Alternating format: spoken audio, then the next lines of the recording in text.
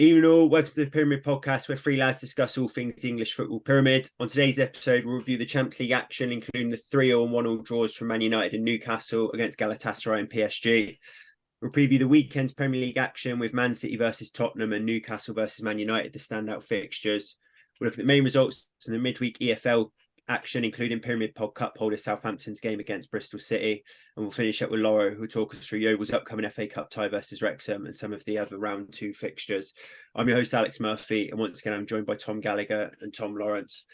Tom, I'll come to you first. So, Man United 2-0 up, 3-1 up against Galatasaray. A bit of a story of their Champions League campaign so far, letting the lead slip again and drawing 3-0, and looks like out the Champions League, you'd say. Yeah, look, we played 5 games now, haven't we? We've only won the home tie against Copenhagen, and that was thanks to an Andre Onana last-minute penalty save. So the reality of this group is that we just don't deserve to go through. I had a look last night. We've scored 9 goals away from home.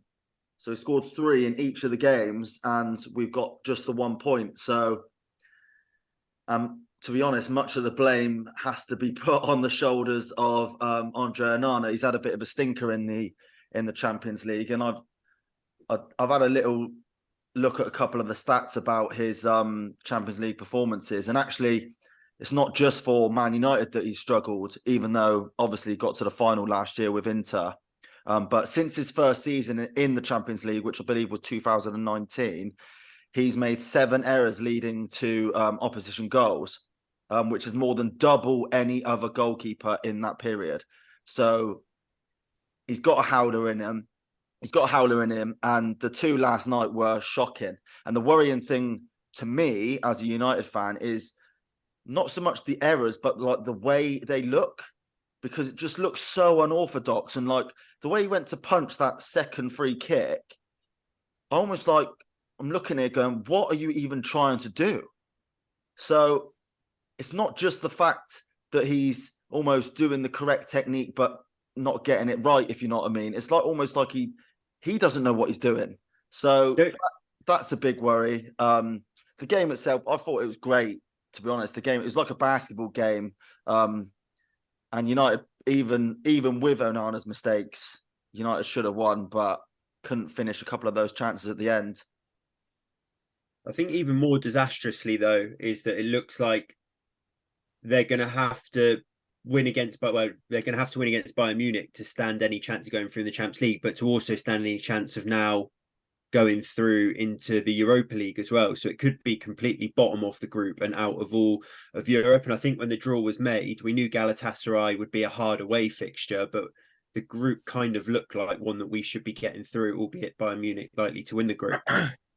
Yeah, and if you look at so the Galatasaray game, I think we were sitting comfortable, and then at home, and then was it Onana made a couple errors leading to like that error for the Casemiro sent off. Yeah, and the pass for Casemiro got sent off. It feels like we've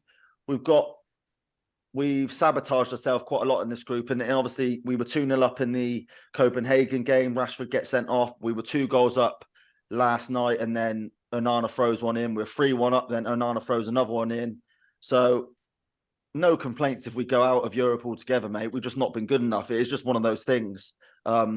Champions League is ruthless business. And to be honest, all season we've struggled defensively, and we've looked quite easy to play against. We've conceded 33 goals in all competitions this season, which is the most in United's opening 20 matches of a season since the 60s, 1962.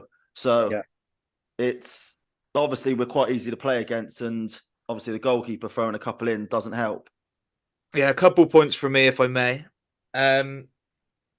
If you go back to the very first podcast I think we ever recorded, we had a chat about Andre Onana because I think he just signed for Man United. And if you listen to what one of us said, I think it was me, you were in for a very erratic keeper that had made quite a lot of mistakes in quite high-profile games before. And I think looking at your away form in the Champions League, I know you just talked about the goals, Tigao.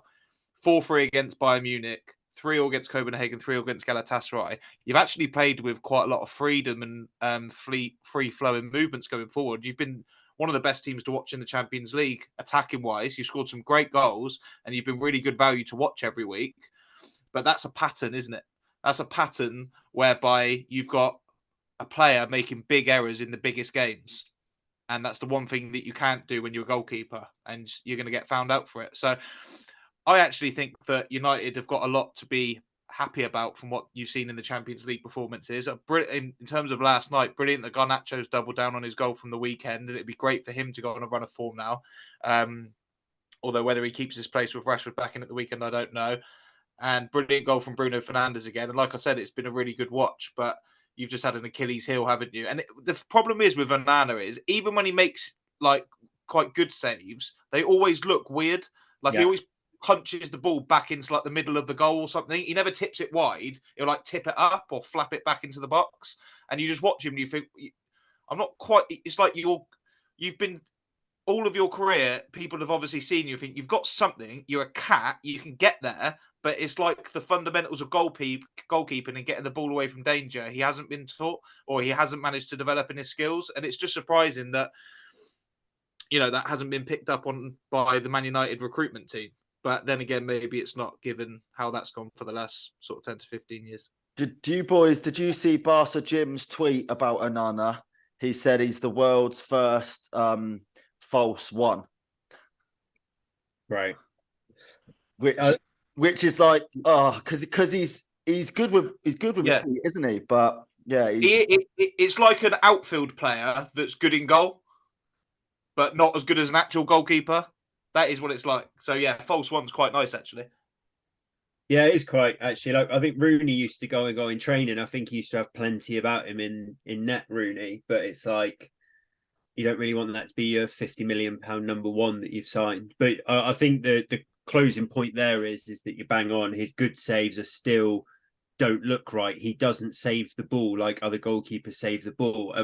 Everton, there was a save from Calvert-Lewin, I think, which he tipped into the path of McNeil, and it took Kobe Mainu to come off the line. There's been other instances of it in the Premier League, and yeah, his footwork's terrible. It looks like, and I wouldn't be surprised actually if the Turkish keeper that we signed doesn't get a little go soon, especially if Onana is going to carry on with this. I'm going to the African Cup of Nations now, which I think when we signed him, he was retired from international football, falling out with the manager. I don't think that was expected, signing a new keeper, because you need your number one there all season, really, don't you?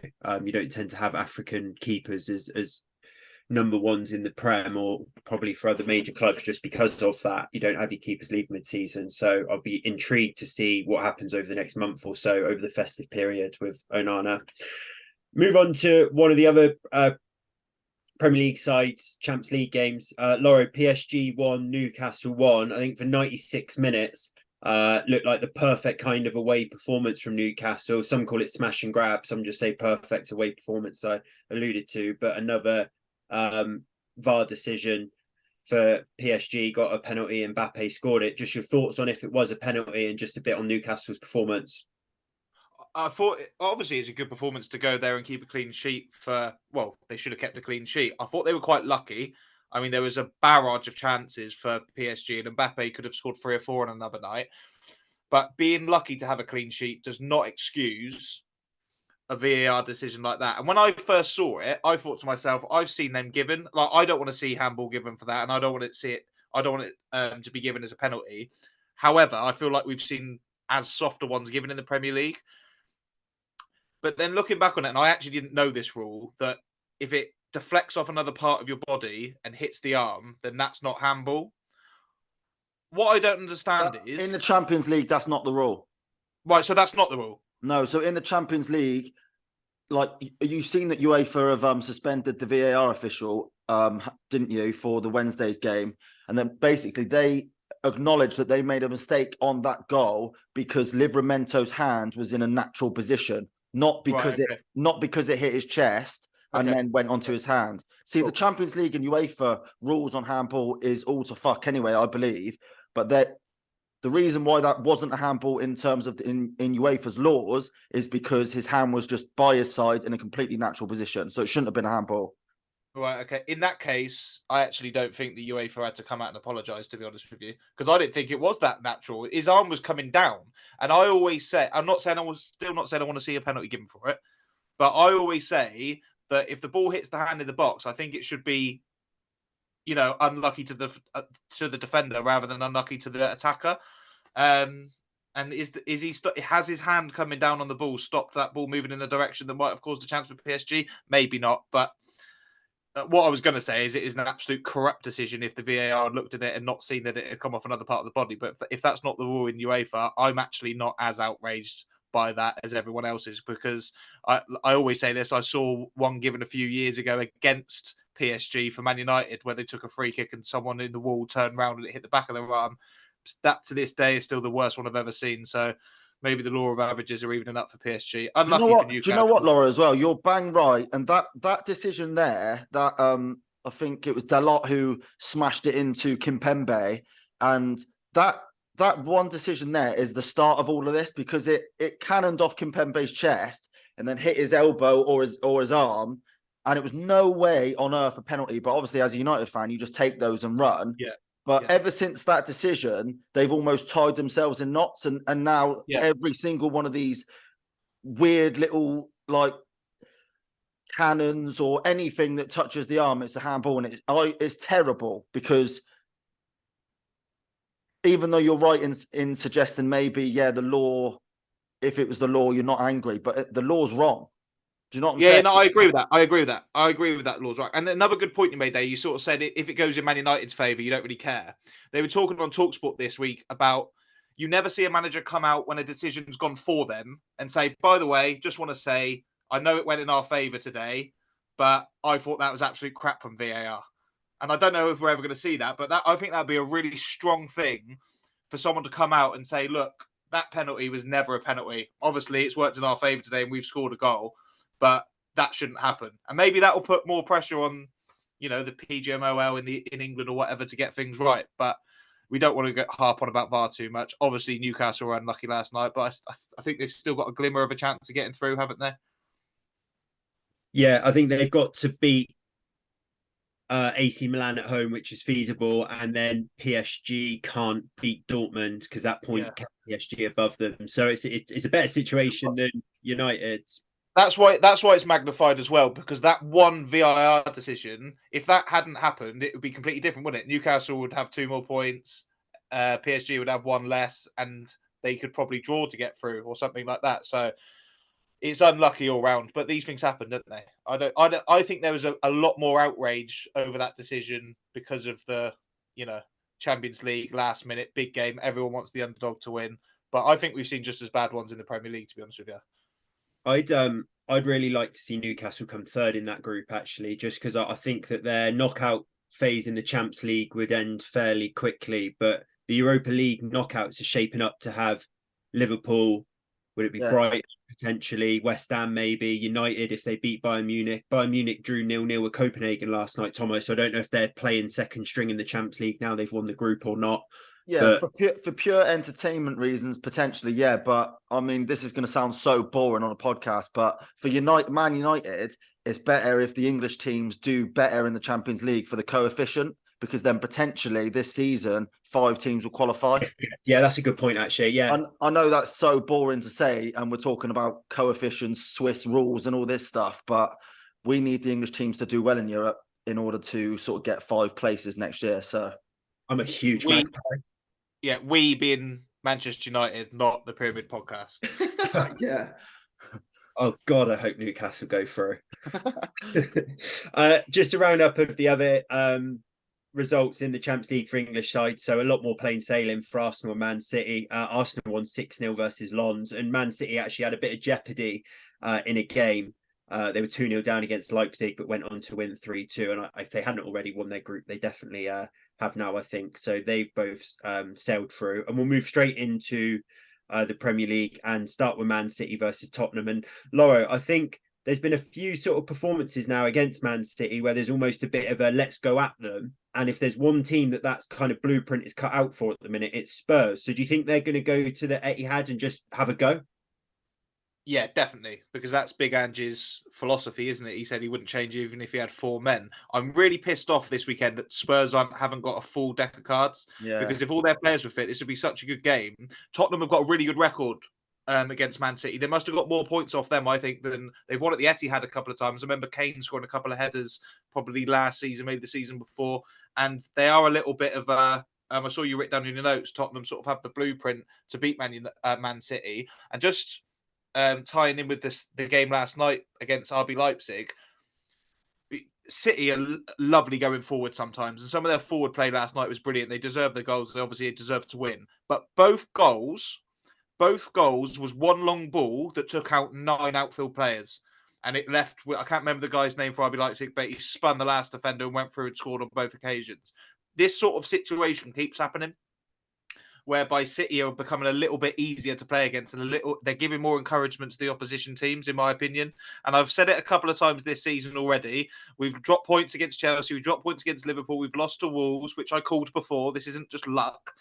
And I think Tottenham, with a full fettle, would be going to Man City on Sunday with a very, very good chance. As it is, I still think they'll be dangerous, because you still got the likes of Son, who's playing really well at the moment, and he'll be wanting to score after having a hat-trick of disallowed goals last weekend. But I just think that City might be a little bit too strong the other way for a back four of Tottenham, which is made up of entirely fullbacks, I think, at the moment. Yeah, Laura, you're bang on when you say Spurs have got a strong record against City. Since 2015, Tottenham have actually got a better record than Man City. So they've won 9, lost 8, and drawn 2. And when you consider 7 of those years have been under Pep Guardiola and they've been winning leagues and stuff, it's almost unheard of that Pep Guardiola has got a negative record against the club. I completely agree with you. I do think if it was Maddison was there and Van der Ven, it would be a great game. I just think City will be too strong. I actually want to start a petition and start every Manchester City game 2-0 down, because then it makes them fun. And you are right. Like Ruben Dias basically had a stinker, and it was that Lois Openda, the Belgium striker, who looks like a proper number 9, absolutely rapid. He scored both goals, but it was mainly Ruben Dias's fault. And if he cleans that up, they'll be fine. Look, it's a shame. It is, like, I completely agree with you, Laura. It's a shame that Tottenham aren't going full strength. I just think Ange's going to go out and die on his sword and get battered. Yeah, but that would be good for us to watch, because that could be like a 6-7-3. Do you know what I mean? Hopefully there'll be plenty of goals. Phil Foden was absolutely class last night, by the way, as well. Like, I was just watching the highlights before we come on, and when he's at his best, he's actually quite frustrating, because he sort of always seems to play well, but doesn't always have that kind of effect. But last night he was imperious, looked unbelievable, and if he could play like that all the time, then he'd definitely be in the England starting lineup. But as it is, he needs to do it more often. Yeah, definitely. And Tomo, Bentancur, a player that you spoke about, is it right? He's out for 3 months again now, like after that tackle from Matty Cash. Yeah, he's out for 2.5, 3 months, which is a massive shame to him. I think it's also, I've just had a look there at the gossip columns, and we talk about that PM Emil Højbjerg, and he looked like he was guaranteed to leave, but he'll probably stay now. But you expect Basuma to come back in because he's not suspended anymore, so that's a massive bonus for them. But yeah, the injuries and the suspensions, etc., are piling up. But I think Romero's back as well. That's a bonus. So, am I talking myself into? I'm talking myself into a great game, but I still think City will batter them.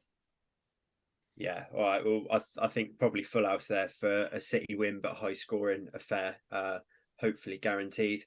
2 teams we touched on from Champions League: Newcastle versus Man United. Tomo, Newcastle put it all in on Tuesday night in Paris, but obviously came away with a point. United, day later in Turkey on a wet pitch, put it all in for 3-3. Do you think there'll be a bit of kind of legginess and some injuries from both sides that might have a sway on this game? Yeah, definitely. The interesting thing about that Newcastle game was they didn't make a sub, not one sub, and you rarely see that, don't you? But that just goes to show how decimated they are with injuries. And I had a look, and the only player who could potentially come back for them is Sean Longstaff, who's struggling with an injury and he's touch and go basically. The thing is, we spoke about this on Monday's pod, didn't we? They've won 5 in a row at St James's Park. They've got something special going on there. When the crowd gets going, it's raucous. It's going to be Saturday night under the lights. They've beat us 2 times in a row since we beat them in the League Cup final. So it feels like they've got a number a little bit at the minute. I can't not back Newcastle at home, even though they're like decimated with injuries. I just can't not back them. I think they just need to shoot. Yeah. Just need to shoot from anywhere. And like the last thing you want, and I know we seem to talk about this on every single podcast. The last thing you want when a football team plays so much better at home because their crowd is so atmospheric is someone on the opposition side adding fuel to the fire, and Anna's the kind of keeper to do that, maybe with a dodgy save or a dodgy pass out from the back or something like that. So my advice to them would just be shoot. And my experience of watching Man United play Newcastle, because we went up to the ground a couple of weeks ago, leaves me with a mind to say that this should be 3 or 4-0 to Newcastle because they're a lot better side. But if United can bring their sort of attacking prowess that they've been showing in the Champions League in the away games in particular, then again, that could be another good game. And at some point, you'd imagine the legs are going to set in for Newcastle. But Sean Longstaff's a big player. If he's back from injury, that'll be a big plus for them. But Onana did exactly what you just said against Galatasaray. So United were playing, like those first 20 minutes or so, we were playing unbelievable football, great attacking, free-flowing, and it looked like it was going to be the perfect away performance. I think we all mentioned it in the WhatsApp group. And then Onana just throws one in. And it's like, and you're exactly right. The crowd then went mental. They were already quite loud in Turkey, and it almost feels like United have to go 5-0 up just to be sure. Do you know what I mean? Because there's a self-sabotage there about them. And I'll say the only positives from the last 2 games has been Luke Shaw's back, which has meant that for some reason, I don't know whether he's the only reason for this, but it's meant that we look more free-flowing going forward, and we look like a better outfit in that respect. It's just a case of, can we stop throwing shit in our net? Yeah. You need to quieten the crowd. The blueprint is what you did against Everton, because that was a raucous crowd with all the pink banners saying corruption on it. And I'm not saying you're going to have a goal of the decade contender again, but if you can just keep them quiet and frustrated for the first 10, 15 minutes, which I don't think United are going to be very good at, but if you can do that and grow into the game, then suddenly the anticipation turns to nerves and you can end up getting a result. A bit like Liverpool when they were down to 10 men. They just stuck at it, stayed in the game. And Man United need to treat it like an away game that they're happy to get a point from, but maybe they can nick something at the end. And that's the way that I could see them getting a result from the game. But I think it's more likely to be 2-0 inside 10 minutes and a Man United meltdown on Twitter. I'm not normally confident on United. I really fancy them Saturday night against Newcastle. The one thing that I would say is Ten Hag's got this thing where he won't play Varane at left centre back. Lindelof can't do any better. He never does any better. He never shows it. There's no way that 5 times Champions League winning Raphael Varane can be any worse than what Lindelof is for Man United. So I'm hoping that he comes back in. I think Kobe Mainoo will come back in. Amrabat looks like a disaster of a signing. I think Rashford will come back in, probably on that right-hand side. Garnacho, Højlund, I would say, but Martial obviously grabbed a goal against Everton, but I imagine Højlund. I think that we are going to look quite strong in a game for, one of the few times this season. I mean, Newcastle decimated of injuries, and I think United are due a big win against a big side away from home, and I think it's Saturday night. Well, I hope you're right. Stunned silence. Well, we'll move on. Lauro, Arsenal versus Wolves. Wolves have so far, I think, beat Spurs, beat Man City, should have got something against United, should have got something against Liverpool. Away from home at Arsenal, Gary O'Neill's obviously been lamenting the recent VAR decisions seem to constantly go against them. Can they upset another big team? No, I fancy Arsenal to batter them. and I rate Wolves. I think they've got some really good footballers, but Arsenal can punish you. And I think that we are about to see Arsenal go on a really good run and actually pull away a little bit. And there was an interesting debate. Carragher said on Monday Night Football, I think, Jamie Carragher, he said that he doesn't think Arsenal can win the league playing like they're playing at the moment because they're just getting by. And on another day, the goal that they'll score at the last minute against Brentford will go in the other end. And then Gary Neville quoted it and said, I basically think the opposite. I basically think they're showing that they've got the mettle that they haven't had in the past and the better days are to come. And I'm on that side of the fence. And I think we're about to see I think they're just clicking into gear. I think Declan Rice has been brilliant all season, but he's really coming into his own and becoming a main sort of authoritarian type figure for them. And they're starting to get goals from all over the pitch. Havertz got another one again at the weekend. Another one last night to go with his goal at the weekend. Obviously, they hit Lens for 6, I think it was, didn't they? So they're full of confidence. I think they're going to go. A lot of their injuries are back now as well. I think they're going to go and batter Wolves, and I think they're going to go on a 6, 7, 8, 9, maybe 10 game unbeaten run and pull away at the top of the league. That is a prediction that we'll look back on after Christmas and see what comes of. Do you know what? I don't know about the sort of 10 game unbeaten run, but I do agree with you, Laura. I think last night's result, I know Lens were pretty poor, but in just in terms of, if you look at, say, Arsenal's preferred front five, yeah, you probably have Havertz, Odegaard, Bukayo Saka, Gabriel Jesus, and Gabriel Martinelli. And before yesterday, the 5 of those players hadn't played a single minute together all season. And the first time they do it, they score 5 in the first half, and it's all of a sudden, wow.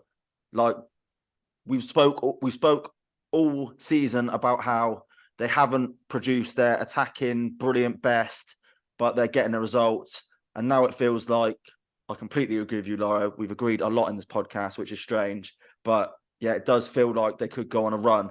And I know Gary O'Neill got a lot of, I guess, praise for quite a measured response to the Monday Night Football decisions, etc., and VAR. But actually, I thought he'd come across bad when he spoke about how, I think he made it about his reputation getting damaged because of VAR. And I just thought, like, mainly speak about Wolves Football Club. It's not about you, but like, that was just my personal opinion on that. And I just think Wolves will get battered. And in this fixture last year, Arsenal won 5-0 and Bukayo Saka and Gabriel Jesus were on the score sheet. And I wouldn't put it past Arsenal to do it again.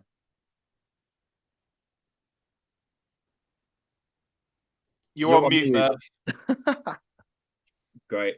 Yeah, I think bang on. I think Arsenal will go and do the business at home. Laura, you spoke about a potential winning run between now and Christmas. If they are to do that, then they will beat Wolves at home and Luton away, which won't be too much of a shock. But they will then go and win away at Aston Villa, home to Brighton, away at Liverpool, and home to West Ham. So if they do that, then that's some big victories in there. And as you say, probably be sat top at Christmas, which they might have been doing last year. But they blew up late. But it looks like they got a bit of a different steel about them this year to me. It's not like free-flowing football where they win that way. They're grinding out results as well. And like Tigal just said, they've got their sort of preferred 11 back at the minute, or near enough. So then when you talk about players like Nketiah, like Jorginho, like Trossard, they become that depth, which is what they wanted them to be, coming off the bench and making sure that they don't weaken during games, rather than those types of players starting and then having to bring on, the youth players or whatever, or the younger boys that haven't got as much experience. So yeah, that's the justification for me for seeing a good run for Arsenal. But Villa away there sounds like the big one to me. Someone's going to have to stop that run at some point. Yeah. Liverpool obviously keeping the early pace as well, off the back of a good point at Man City. They host Fulham on the weekend. They are playing tonight, obviously in Europa.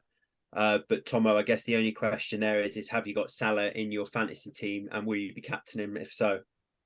No, I haven't got him, so I'll be watching that nervously. To be honest, maybe I'll have to figure out how to get him in, because he's getting a hat trick, isn't he? It just stinks a bit, doesn't it? Yeah. Laura, Chelsea versus Brighton, some big games that Chelsea have picked up points in recently, but obviously dropped off a cliff against Newcastle. Feels like they played Brighton quite a lot to me, but fancy Brighton to go and get someone at Stamford Bridge? Yes. In a nutshell, I don't know, Chelsea, every time you think Chelsea have turned a corner, they let you down and they're going to have another bad result. And they would absolutely, I thought they were horrific against Newcastle the other day. I know it was a good Newcastle side, but lots and lots of injuries. They should have been going there thinking, right, this is the time that we sort of turn our promise into something substantial, and they didn't do it. And Brighton, who haven't been at their best this season under Roberto De Zerbi, I don't think, and they've had a lot of sort of under par results. We'll maybe see that as a scalp to go and say, look, we're back in the hunt for a top 6 position. So, yeah, I'm actually looking at the odds, and Brighton are nearly 4-1 to win that game. So if anyone's looking for a dabble at the weekend, that's far too high. And I think we picked up on the Brentford away game a couple of weeks ago, and they went and did exactly what we thought. So, yeah, 4-6 at home for Chelsea, I think is ridiculous. I fancy Brighton to win that game even more, having looked at the odds. Yeah, do you know what's crazy? Brighton are unbeaten in 5 Premier League games against Chelsea. They've won 2 and drawn 3, so maybe the winning odds aren't the best, but I just fancy Brighton. I think when De Zerbi was celebrating that win last week after Dunk got sent off, it almost feels like they turned a slight corner after obviously the bad run of results and the bad injuries.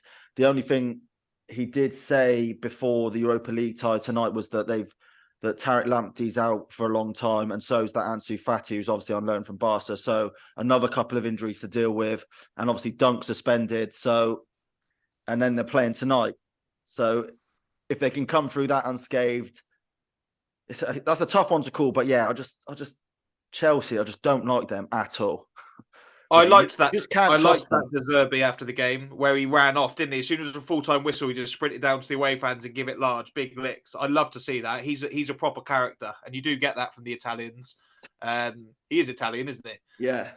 Yeah, they wear their hearts on their sleeves. Like, we need characters like that in the Premier League. So hopefully, if he ever does leave Brighton, it'll be to maybe one of the top sides here. But yeah, I love that. I don't think he bothered shaking hands, did he? Just sprinted down. I was going to ask, was there a handshake, or was it straight over to the limb? Not that I saw. He was lightning. He was gone. He must have done 100 meters in about 10 seconds. Yeah. Oh no, it was 7, wasn't it? It's only Britney Spears who's in front of him now. yeah. She broke the record in lockdown, didn't she? Yeah. One other side that we got to touch on, because we've had bashings on Twitter for it and for some listeners as well, is Villa, because A, they're 2 points off top, but B, they're in incredible form. They go away to Bournemouth, Tomo, who've won 3 of their last 4, albeit a bit of a humping at the hands of City in between that. Maybe not as easy a fixture as it would have looked for Villa, but fancy them to keep the pace up with the big boys this weekend? Yeah, probably. Like Bournemouth did, they beat Sheffield United last week and looked quite good, but then everyone's sort of battered them, really, haven't they? And just Villa just look imperious. Unai Emery, I think he said in his press conference yesterday that they'll be prioritising the Premier League this season. So I haven't seen their team tonight, if it's come out yet or not, but which makes me think that they think they're in for a proper chance of qualifying for the Champions League. With obviously United struggles, Chelsea struggles this season. So yeah, I fancy Aston Villa to go there, win that game, and then, like you say in the previous pod, they go to, or they've got Arsenal and City to come to them, haven't they, in the next couple of games? So, and I fancy that to be some sort of storyline where if they can win those 2 games, it's like they're in with a shout at the title. I've been mightily impressed with Emery, which is not exactly the shock of the century. No, I think that Villa need to learn from that Howling Forest game that I always refer to, that they lost a couple of weeks ago, because if they'd won that, they'd be top. So they can't go to Bournemouth and be complacent. Bournemouth, I think, have won like 3 of the last 4. They're actually in quite good form, albeit against probably slightly easier opposition. So they've taken advantage of a nice run of fixtures, Bournemouth, and now Villa need to do the same, because, like you said, they've got City and Arsenal next. So this is 3 points that they absolutely need, and then they can go and shake it right up and give City and Arsenal hell over the park and see whether they come out the other side. It could be top of the league. Yeah, top of Christmas for Villa would be absolute scenes. They've got their home tonight at 8 o'clock, Tomo, against that Legia Warsaw. Looks like both of those 2 sides are pretty much nailed on to qualify. So I wonder if they'll drop a couple of their first names on the team sheet in thinking ahead to Sunday. Yeah, One thing they'll play the Stiffs, they'll play the Tillemans of this world. Yeah. Glowing review for Yuri. He's Villa.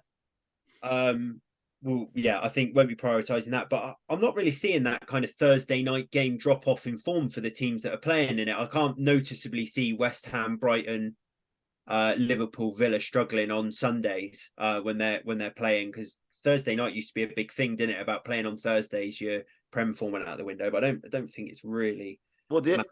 Well, we spoke about it quite a lot. The only team really is Brighton, and that's because of the injuries that have been mounting up, and I think it's their first proper season in Europe, isn't it? So, so they've struggled with it. But that's what it comes down to. Football, really. We all talk about the tactics and everything that you throw into it, but the reality of it is if you've got your best 11 players on the pitch, you'll do all right. So yeah. Just to round up the other Prem fixtures, so Forest versus Everton, fancy some goals there. Burnley versus Sheffield United. I don't think we can really say any more how much of a victory Vincent Kompany needs. If you don't get it against Sheffield United, we'll be back on Monday. I'll be asking you both the same question I ask you every Monday. West Ham versus Crystal Palace, and finally Brentford versus Luton. So as I say, we'll have a look on Monday at all of that Premier League action and review the kind of key results from that.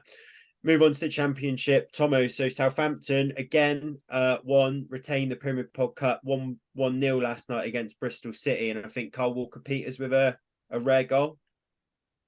Yes, and it's 10 unbeaten for Southampton now. They're fourth in the table, 1 point behind Leeds, and they'll be looking up at Ipswich and Leicester who drop points again to Sheffield Wednesday. So yeah, they look like they're banging form. And who did you say they've got? Sorry, No, I've not said yet. They've got Cardiff, who lost 1-0 to West Brom in the week. So I think Cardiff have been in good form and up in amongst it. So not a complete walkover. But it's at home. They're 10 unbeaten. You fancy them to go again and get a result. At the end of the day, they've got a lot of quality in their squad. We spoke about it. When you've got Carl Walker-Peters popping up with a goal, I mean, he's a Premier League right back at the end of the day, like linked with Tottenham, linked with Man United. So it's a bit of a cheat code, really, in that league.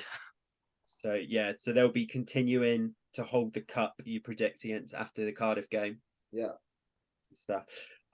Move on to the league leaders, Leicester. They at the weekend play West Brom, who I just touched on, beat Cardiff and are in great form. And Loro, in Leicester, a side who in the title race slipped up a little bit last night with a late Jeff Hendrick goal.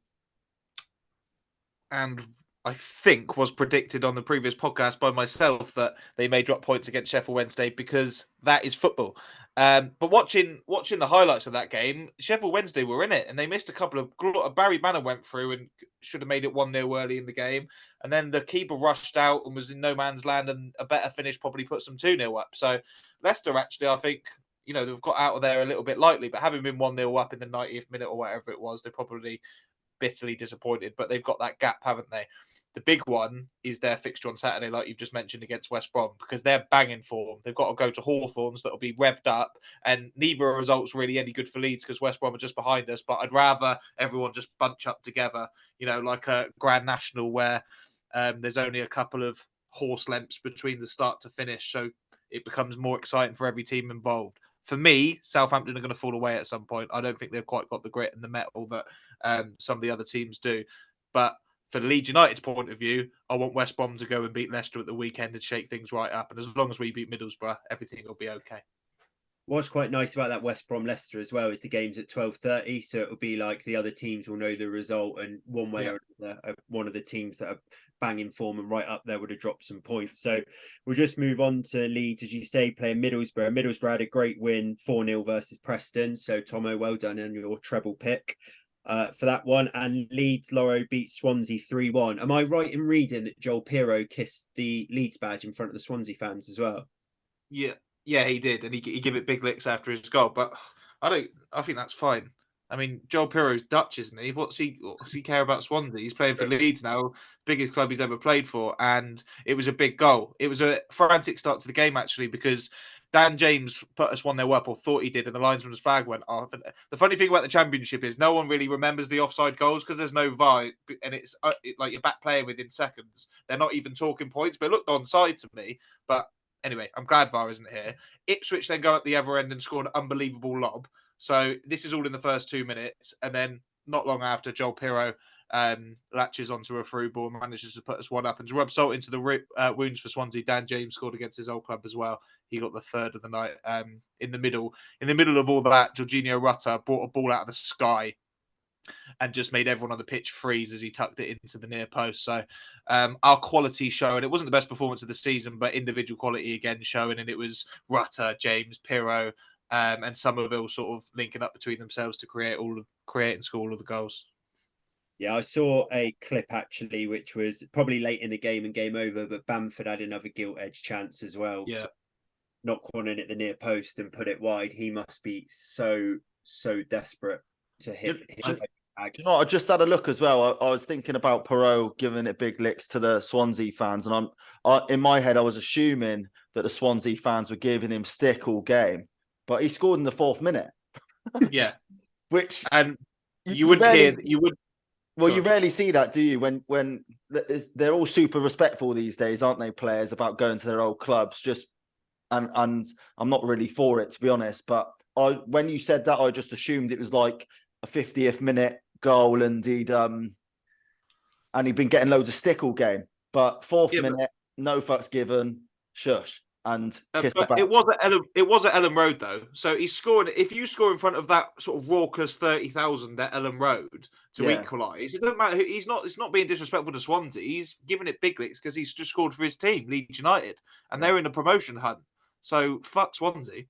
And in a world now of social media, you don't have to wait for a fixture to give a player stick, do you? I imagine as soon as he announced he was off to Leeds, Swansea fans would have been on at him if he's on Twitter or Instagram or things like that. So he's probably had that preempted from when he made the move. But Laurie, just to quickly touch on, you said hopefully beat Middlesbrough. Michael Carrick's team won 4-0 against Preston midweek. But do you fancy Leeds at home there? Yeah, they beat Preston 4-0, but they also lost 3-2 to Bristol City at the weekend, and that's inconsistency that can come from a Championship side that probably isn't in the automatic promotion hunt. And I think Michael Carrick, given the start of the season and probably the inconsistency that he's shown, will probably be looking at a playoff position at best now. But there's probably 10, 12 teams outside the top 4 that can make the playoffs, and I think they're in that pack, and I don't think they're going to bother us at Ellen Road on Saturday, but that's famous last words. Let's wait and see.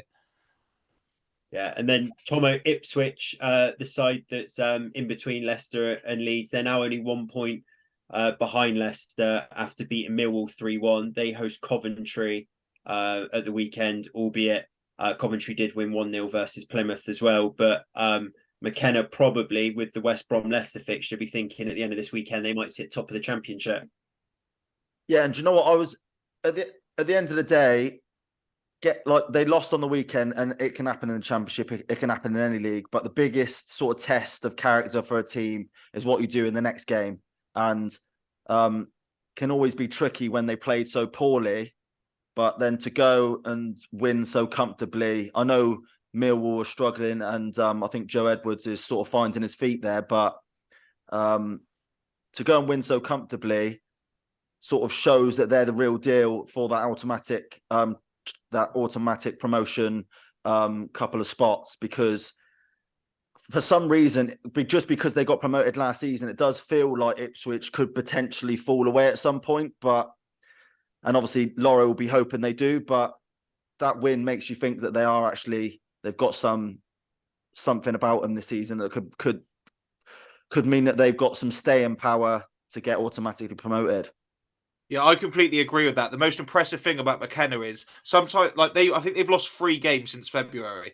And sometimes when you lose after being undefeated for 10, 12, 15 games, the defeats can become magnified and the doubts can creep in and the next game becomes really difficult. But when they lost to Leeds, they bounced back the next week straight away. And when they lost at the weekend to West Brom, they bounced back last night. And I've got no doubt they're just going to carry on now. And I was looking at the attendances in the Championship, and I think Ipswich are like 4th top attendances in the league. So it feels like they're a League One club coming up, and doing well. But really, they're just a huge club. They've been in the Premier League before. They've got good manager, good players that can score goals, and they've lost 3 times since February. So I think we have to start saying now that Ipswich are the real deal. Yeah, definitely. Connor Chaplin, Broadhead both scored again. They've both got 7 goals now. For Leeds, you got Somerville and Pirro both got 7 goals. Interestingly, not many Leicester players in the top scorers chart. Vardy is top for them, and he's normally off the bench. So maybe just a bit of a weakness there for Leicester about getting the ball in the back of the net. Quick quiz question, Laurie, before we move on. Who is the top goal scorer in the Championship at the minute? Sammy Smodics, who's having a great season for Blackburn. I think he scored another. Watching the highlights, he definitely scored a nice little lob over the keeper, and he just seems to keep scoring at the moment. And he's sort of taking his time to find his way in the Championship. I remember when Bristol City signed him from Colchester must have been 5 or 6 years ago now, and he never really got in the side. He ended up getting loaned out. I think he was at Peterborough for a while, but he seems to have found a proper home at Blackburn, and they won again. And I think they are now getting the fruits of their labour in terms of the league table position because they've moved up to 7th. Yeah. So another win, and maybe they'll find themselves in the playoffs. But they win every week. Yondell Thomason, their manager, that ex-AC Milan striker, goes about his business quietly, but they're obviously a decent side. And when you've got someone scoring lots of goals, you've always got a chance. And quickly, good bit of business from them. They have tied him down to a 3-year contract this week. So, and usually with these strikers that catch fire in the Championship, a Premier League club comes knocking in January. So they just tied him down to a new contract. So even if he does leave, it's guaranteed sort of 20, 25, 30 million, isn't it? So good bit of business. Yeah. Goal scorers at Blackburn. Have you seen how much Brereton Diaz is struggling over in? Is it Villarreal he's at? I saw the other day that he's don't like him, do they? struggling like hell over there. So I know he changed his surname and became Chilean, but it's really not worked out for him. So it wouldn't surprise me to see him back somewhere in England, maybe in January, maybe on loan. But yeah, Blackburn, they go away to Sheffield Wednesday, so they'll be looking to pick up all 3 there. And if Hull don't beat Watford at home, then Blackburn, if they do get 3 points, will move up into those playoff positions. So yeah, keep an eye on that. Only one fixture in League One because of FA Cup weekend coming up this weekend, boys. That's Northampton versus Portsmouth. Northampton off the back of a 2-1 win versus Blackpool. Portsmouth beat Burton 2-0, but they can go back top Portsmouth because of no other sides playing in League One this weekend. So keep an eye out for that one. Something we must talk about, actually. It's probably been the biggest moment on the Pyramid podcast, I'd say, so far. Barnsley 1, Wycombe 0. Tomo, you took social media for the goal that was scored there, and it's absolutely blown up with, I think, millions of views on the video that we posted, and loads of likes and retweets. And we did a poll about should it count, shouldn't. It seems like some people say it should have, some say it shouldn't, some saying it's just straight up match fixing. Just want to bring both you boys in just a little bit about that goal and your thoughts on whether it should have stood or not. Well, so just quickly then, so the Wycombe goalkeeper he's got the ball at his feet, like goalkeepers do. It's the 93rd minute, it's 0-0, so it would be a good result for Wycombe if they can hold out. And basically, the striker is 20, 30 yards away, and he's just got the ball at his feet, and he's just waiting, as they do, for the striker to run up towards him before he picks it up. The striker does that, and he picks it up, and the striker sort of leans into him and makes the slightest of touches, and the goalkeeper just falls to the ground because he thinks he's going to get a free kick. But it's the slightest of touches, so in no way, shape or form is that ever a free kick. And in the goalkeeper's wisdom, he's dropped the ball as he's fallen to the ground, and the striker has got the ball and scored. It's an unbelievable mistake, hence why it went so viral on social media. And you rarely see those kind of mistakes, to be honest, but the goalkeeper got what he deserved. And Lauro, you can come in. I'm sure you agree.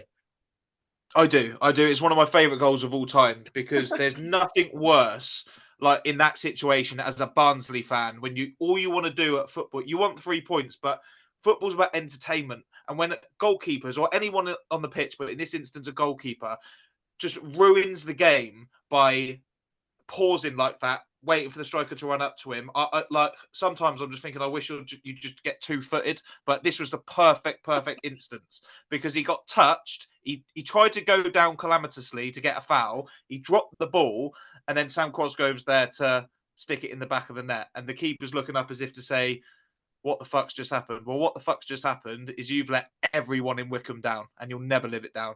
And I wouldn't be surprised if you'd be sold in January. So, well done to Sam Cosgrove. Well done to Barnsley getting all 3 points. And let that be a lesson to anyone out there trying to take the fun out of football with time wasting. We're trying to cut down on it by adding lots of stoppage time.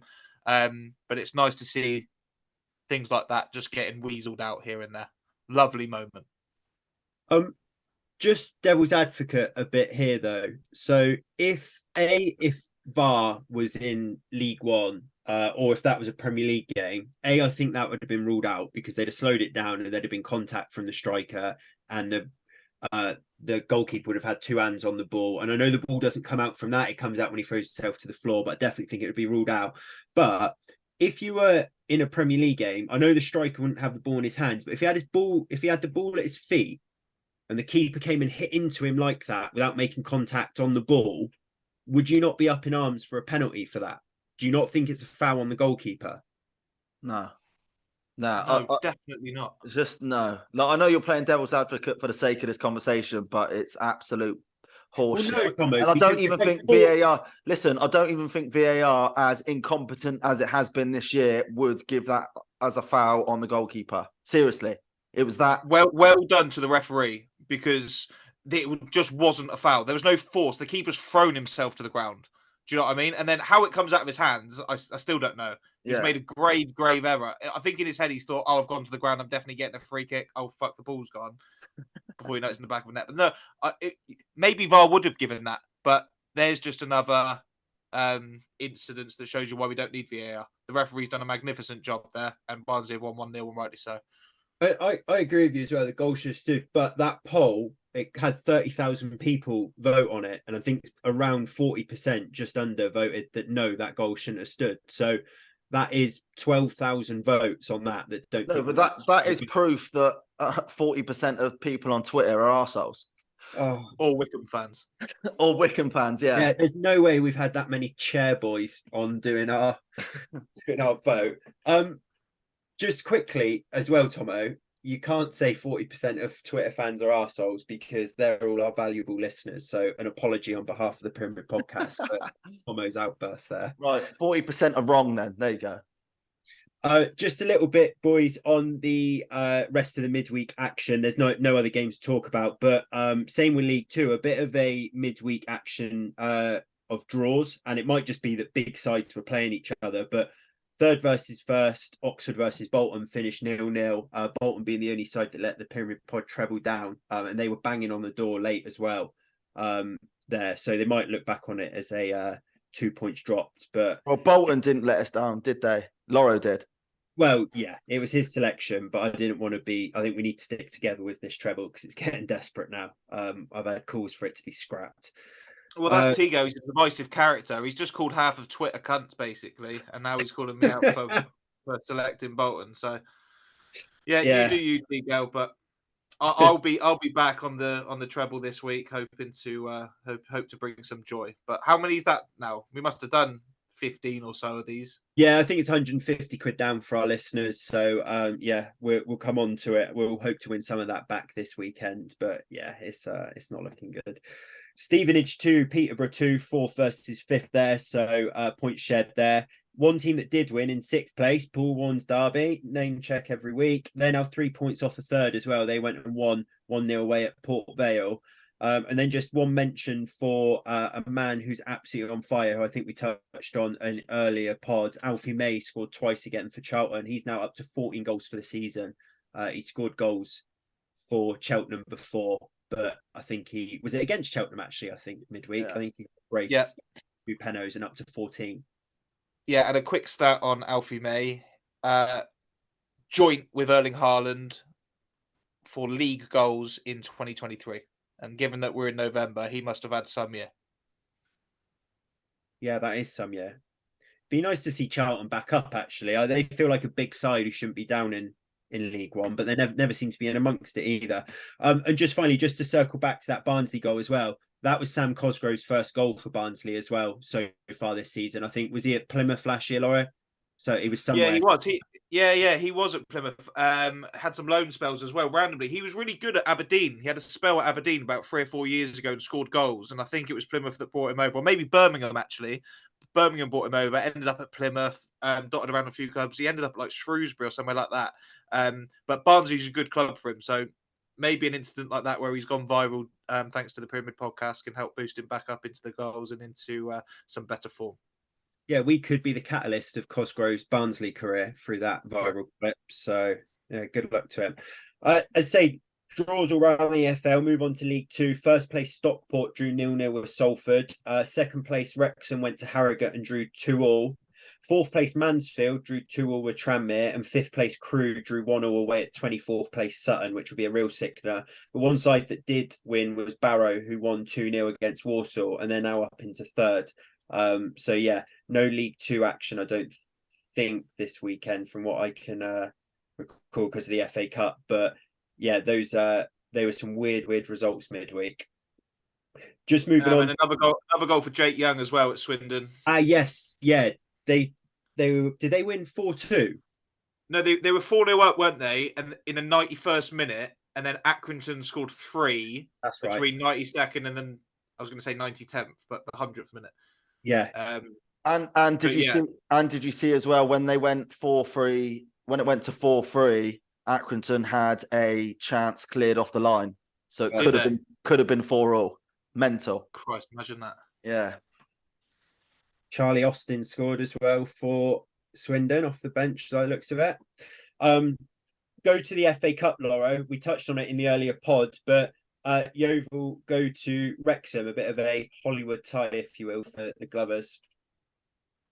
Yeah, I think it's the battle of the owners, isn't it? We're both owned by two sort of highly reputable, famous across the globes gentlemen. Obviously, Ryan Reynolds of Hollywood stardom and Martin Hellier of Somerset. I think he's getting a helicopter in on Sunday afternoon for the game at 3:30, and it'll be interesting to see because one part of me thinks that although we're in the National League South, Yeovil, we're playing far above that level. We're like a really good National League team, I think, and I think we've shown that by beating Gateshead and Southend in the FA Cup this season.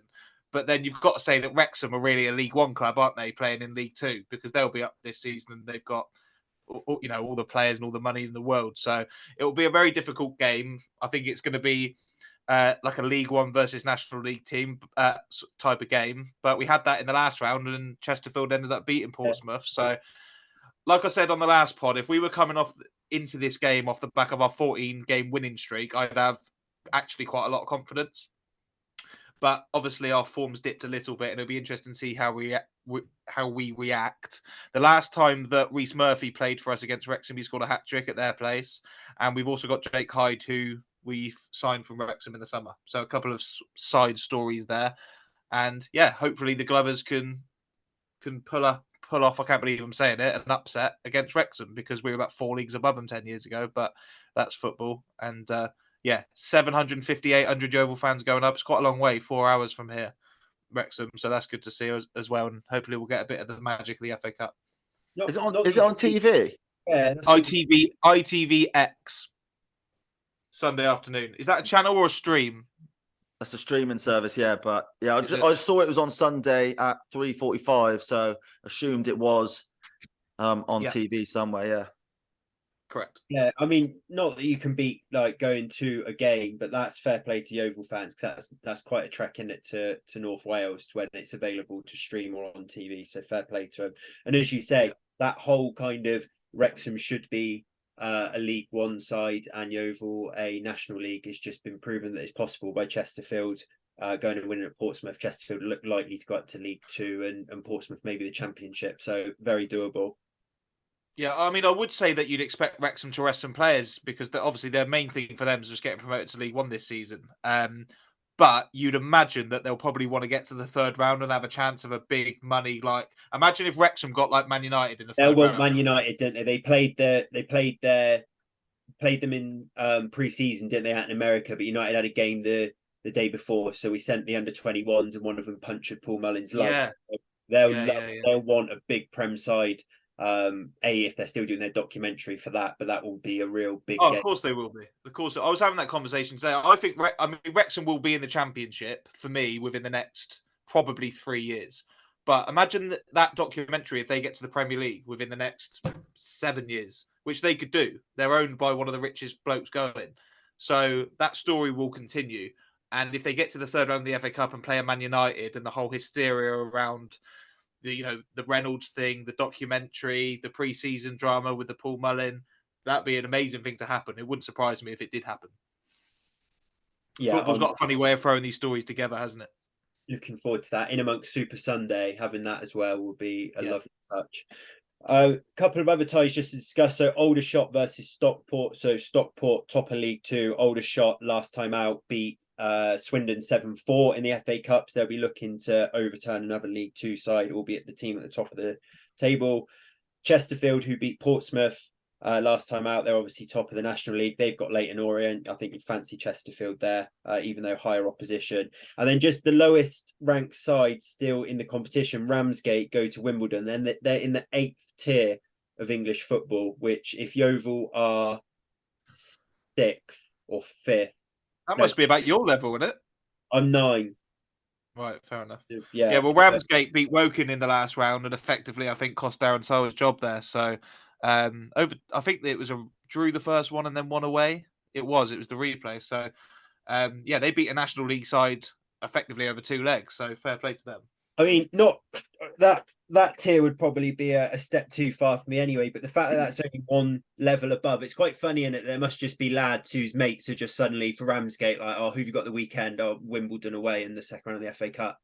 Yeah, obviously at the pub after that. That's what the FA Cup's all about, isn't it? Magic of the FA Cup. Just one as well to look for as well. Barnsley got chucked out of the FA Cup, didn't they, for fielding an electrical player, and Horsham got reinstated, and they go to Sutton. They go to Sutton. Obviously, it'll be a tough game, but imagine if they get the win after losing early on in the the cup. And Sutton are bottom of the league as well, so maybe they haven't got much winning form, Sutton, and some kind of losing breeds that negativity, doesn't it? That would be a great story if Horsham got through, and then you start getting the Championship and the Prem sides in. If Yeovil did get past Wrexham, that I'd love a big tie. Maybe even Yeovil Leeds, Loro, down at Hewish Park. That would be good. I know that was a league game not that long ago, but just quickly, I don't like it when that happens. Yeovil Leeds FA Cup. Would you be Glover or Super White? It would mean more to Yeovil. Yeah, very diplomatic. Well done. Right, boys, we'll finish with the treble. Tomo, do you want to go first this week? Yeah, sure. I've gone Southampton. Like I said previously, unbeaten in 10. I know it's a tough game. Cardiff also in half decent form and looking to get promoted themselves, but Southampton at home, so fancy them. Perfect. And Lauro? I've gone Crewe at home to Bristol Rovers in the FA Cup, then around about 2-1. And I don't think there's a Crewe are flying high at the moment in League Two, and I don't think there's an awful lot of difference between the sort of top half of League One and the bottom half of the top half of League Two and the bottom half of League One. Bristol Rovers are 11th for the minute, so just outside the bottom half, but they're sort of they've lost Joey Barton as the manager, don't they? And I think they're still managerless at the moment, so maybe it'll be a difficult trip to Resty Road or whatever they call Crewe Stadium now. So 2-1 was just a bit too much for me to pass up. Yeah, and I've gone Hull at home to Watford at just a shade above evens, 3-20. So with that, Crewe at 19-10 versus Bristol Rovers, and Southampton 3-5 at home to Cardiff, I think comes out about sort of 8-9-1. So let's keep the faith. Hopefully this is our time. Boys, that's all we got time for. We'll obviously be back on Monday where we'll review all the weekend action. And we've got a bit of a treat as well because we've got midweek Prem action next week, Tuesday and Wednesday. So we'll look ahead to those games as well. So pleasure as always. Have a great weekend. Cheers, boys. Take care.